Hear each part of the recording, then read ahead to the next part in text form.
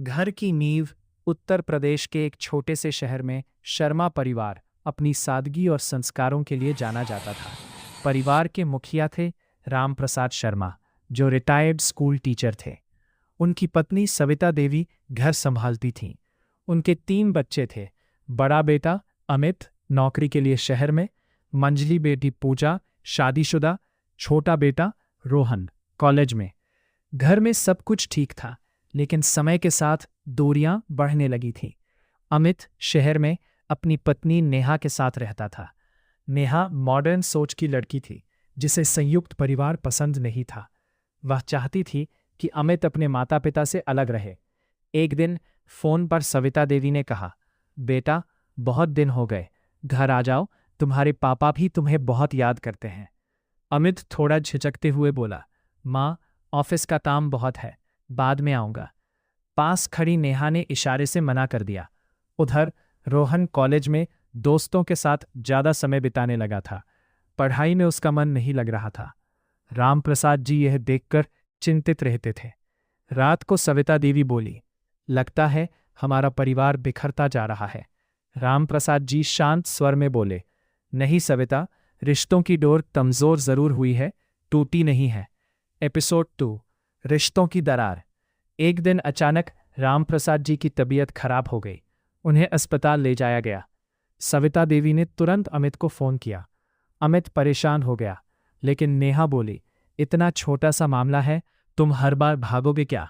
यहां भी तुम्हारी जिम्मेदारियां हैं। अमित दुविधा में पड़ गया। उधर रोहन दोस्तों के साथ घूम रहा था जब उसे खबर मिली। वह भागते हुए अस्पताल पहुंचा। डॉक्टर ने कहा, इनको आराम की जरूरत है और तनाव बिल्कुल नहीं होना चाहिए। रोहन को पहली बार अपनी जिम्मेदारी का एहसास हुआ। वह घर आकर बोला, माँ अब मैं सब संभालूंगा। सविता देवी की आंखों में आंसू आ गए। कुछ दिनों बाद पूजा अपने मायके आई। उसने घर की हालत देखी और समझ गई कि सब कुछ ठीक नहीं है। वह रोहन से बोली, भाई परिवार को जोड़कर रखना आसान नहीं होता, लेकिन कोशिश करनी पड़ती है। रोहन ने सिर हिलाया।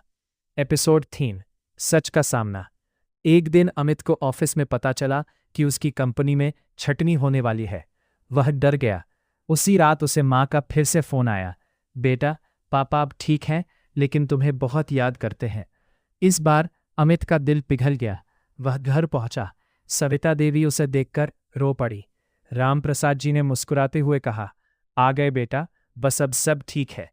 नेहा भी कुछ दिनों बाद वहां आई। शुरू में उसे गांव का माहौल पसंद नहीं आया, लेकिन धीरे धीरे उसने परिवार की अहमियत समझनी शुरू की। एक रात जब सब साथ खाना खा रहे थे, रामप्रसाद जी बोले, पैसा जरूरी है, लेकिन परिवार उससे भी ज्यादा जरूरी है। अमित चुप हो गया। उसे अपनी गलती का एहसास हुआ। नई शुरुआत। रोहन ने पढ़ाई पर ध्यान देना शुरू कर दिया। अमित ने तय किया कि वह अपने माता पिता के साथ समय बिताएगा। नेहा ने भी सविता देवी से घर के काम सीखने शुरू किए। धीरे धीरे उसका व्यवहार बदलने लगा। एक दिन नेहा ने कहा, माँ मैं गलत थी, परिवार का साथ ही असली खुशी है। सविता देवी ने उसे गले लगा लिया। पूजा ने सबको साथ देखकर कहा, यही तो असली सुख है। उसी समय अमित को खबर मिली कि उसकी नौकरी चली गई है। वह उदास हो गया, लेकिन इस बार वह अकेला नहीं था। रामप्रसाद जी बोले, बेटा चिंता मत करो, हम सब साथ हैं। अमित की आंखों में आंसू आ गए। एपिसोड 5, बंधन मजबूत हुआ। कुछ महीनों बाद अमित ने अपने शहर में ही एक छोटा बिजनेस शुरू किया। रोहन ने भी उसकी मदद की। नेहा अब पूरी तरह परिवार का हिस्सा बन चुकी थी। घर में फिर से खुशियां लौट आई। एक दिन सब लोग आंगन में बैठे थे। रामप्रसाद जी बोले, देखा जब परिवार साथ होता है तो हर मुश्किल आसान हो जाती है। रोहन हंसते हुए बोला, और जब माँ का खाना मिले तो जिंदगी और भी आसान।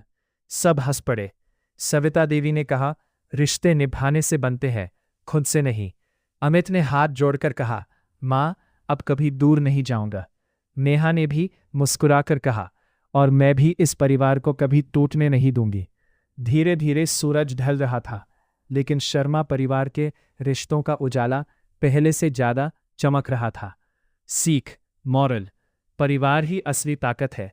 समय पर रिश्तों को समझना जरूरी है। प्यार और साथ से हर मुश्किल आसान हो जाती है। ऐसा ही कहानी सुनाने के लिए वीडियो को लाइक करें, शेयर करें और सब्सक्राइब करें।